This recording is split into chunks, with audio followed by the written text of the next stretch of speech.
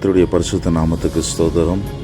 கர்த்தருக்குள் பிரியமானவர்களே, மற்றொரு புதிய நாளை நம்முடைய ஆயுசு நாட்களில் கூட கொடுத்த நம் தேவாதி தேவனுக்கு நன்றியும் துதியும் ஏறெடுப்போமாக. விசேஷமாக இந்த ஜூன் மாதம் 28ஆம் தேதியின் இந்த அதிகாலை வேளையிலே கூட கர்த்தர் கொடுத்திருக்கிற வாக்குத்தத்த வசனம், அது சங்கீதம் 55வது அதிகாரம் 22வது வசனம். கர்த்தர் மேல் உன் பாரத்தை வைத்துவிடு, அவரே உன்னை ஆதரிப்பார் என்றார் என்பதே. ஆமேன்.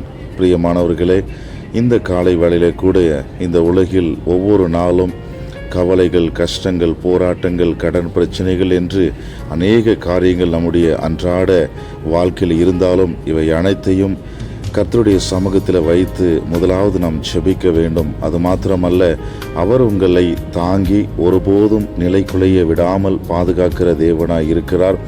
கர்த்தர் மேல் பாரத்தை வைத்துவிடு என்பது மன அழுத்தங்கள் ஜெபத்தின் மூலம் கடவுளின் கைகளில் முழுமையாக நம்மை நாமே ஒப்புக் கொடுக்க வேண்டும்.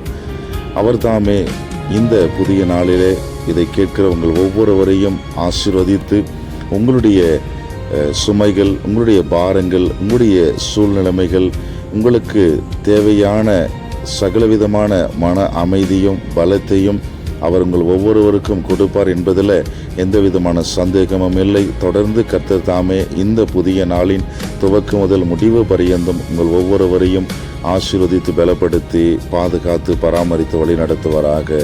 ஆமேன். Stay God bless you all.